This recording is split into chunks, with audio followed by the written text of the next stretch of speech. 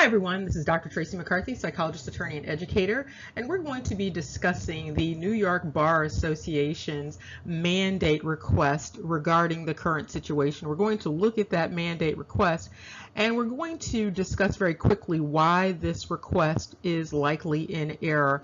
And we're going to look at a couple of examples of why both law and politics, in terms of disciplines, perhaps need to spend a little bit more time reflecting versus reacting in the current situation. We are also going to encourage you to do your own due diligence and do your own research regarding the current situation so that you know how to best navigate the current situation for yourself.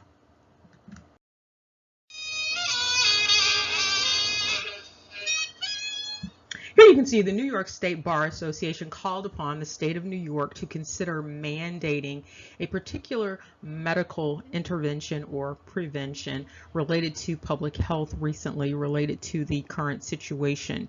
Now, some individuals took this as an official move by the state of New York, and it's very important to understand that the New York State Bar Association is a voluntary state bar association. So this is not the New York Bar. But even if it was the New York Bar, we're going to look at why this particular consideration, this request for this mandate, is perhaps ill-advised, looking at the totality of the circumstances. There is quite a bit of discussion related to what entities have legal authority to mandate a variety of things that are going on right now in terms of the current situation and things that have been taking place in the past. And one thing that is important to note related to the New York State Bar Association is that the New York State Bar Association has no legal authority to make any mandates. And so, in other words, there's no jurisdiction to decide or enforce anything. And so that needs to be made clear because the public has been very unclear about that, and there has been quite a bit of confusion.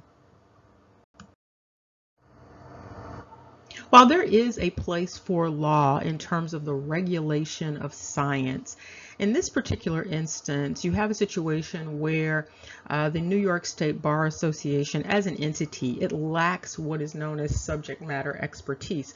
So these nuanced and esoteric areas of science are really outside of the realm of expertise of the individuals who are pushing for this mandate.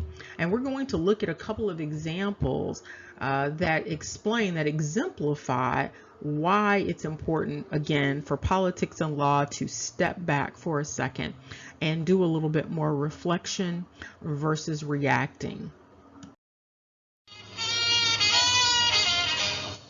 And this is just one example of why politics and law need to step back for a second and do a little bit more reflection in terms of disciplines, do a little bit more reflection because the science that we are dealing with is very nuanced and it's very esoteric.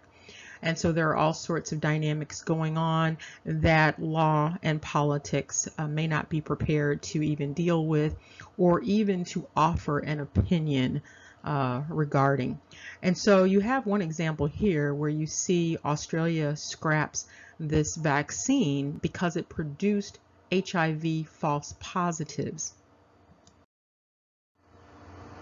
And this article talks about how this experimental vaccine appeared to be safe and effective. However, because of this issue with the false positives for the HIV test, this needed to be scrapped because it undermined the trust in the actual vaccine.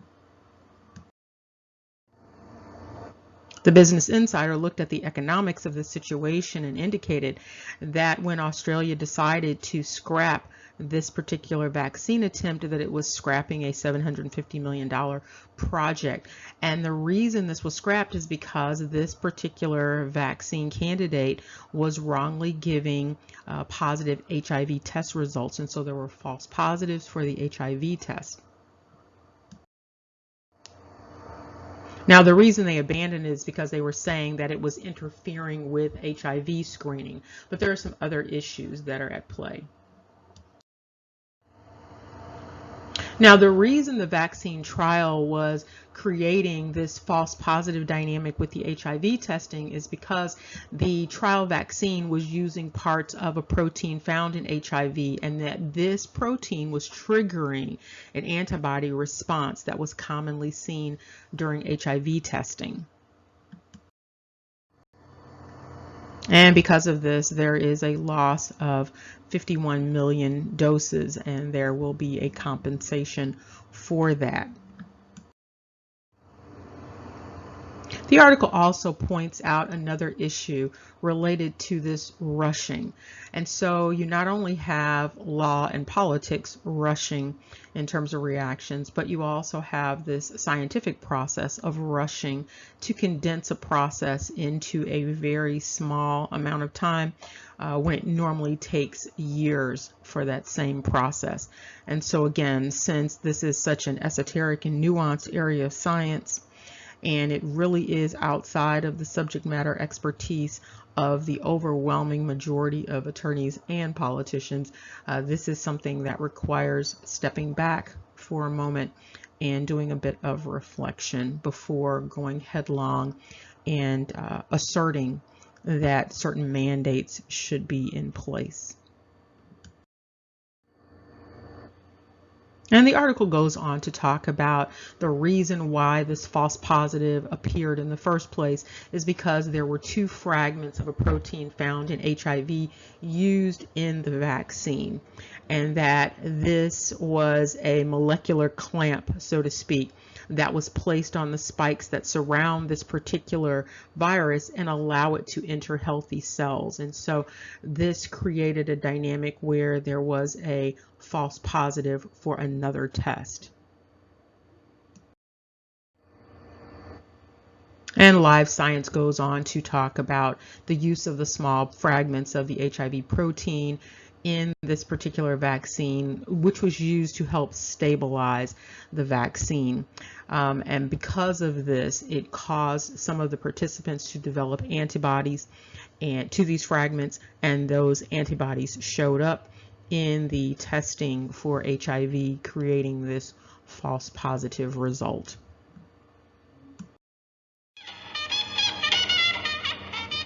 Another issue is with false positive results for the actual test for the current situation. And so the FDA has brought this up, and they have written to clinical laboratory staff and healthcare providers to remind them of this issue of false positive results, because there are a number of false positive results with the test for the current situation.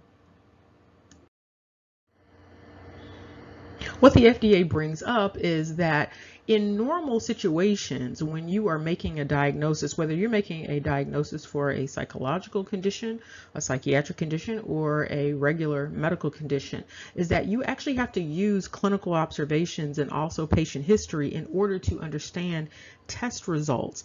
And so it's not prudent, and it's not a standard clinical practice to just make determinations based upon a test result, because again, you can have a false positive or you can have a false negative. So you need to look at things in totality.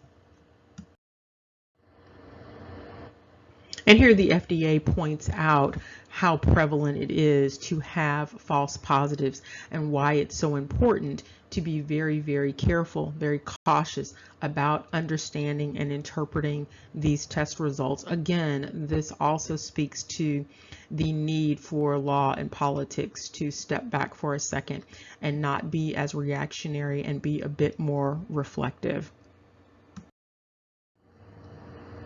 And here the FDA points out that one of the reasons why you would have these false positive results is that users may not be following the instructions that have been provided for antigen testing when you're talking about the rapid detection in terms of the current situation. And some things to be mindful of in terms of your own due diligence in the current situation is that you may have a false positive or a false negative if the testing is not stored properly.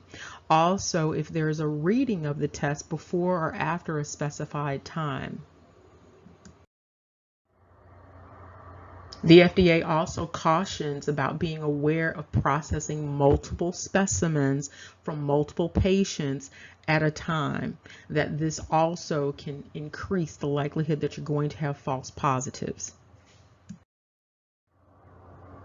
This has been discussed before, but the FDA points out that what also increases the risk of these false positivities is the issue of cross-contamination related to insufficient cleaning of the workspace, insufficient disinfection of instruments, and insufficient use of appropriate gloves, and changing those gloves in between patients and changing that protective equipment in between patients. And when this does not take place, then you have a higher than average risk of cross-contamination and these false positives. And so while you may have a number of those in law and politics making all sorts of assertions about mandates and about what they think is legally best or politically best, what is best first is to get a handle on what's going on with the science, just the basic science, and understanding that there is a limit to the information that is understood by law and politics related to this very esoteric and nuanced area of science that we are dealing with. And so before rushing to make all of these mandates and insisting that people do certain things, it's important to understand what it is that we are even dealing with in the current situation. Remember, knowledge is power. Take care. See you soon.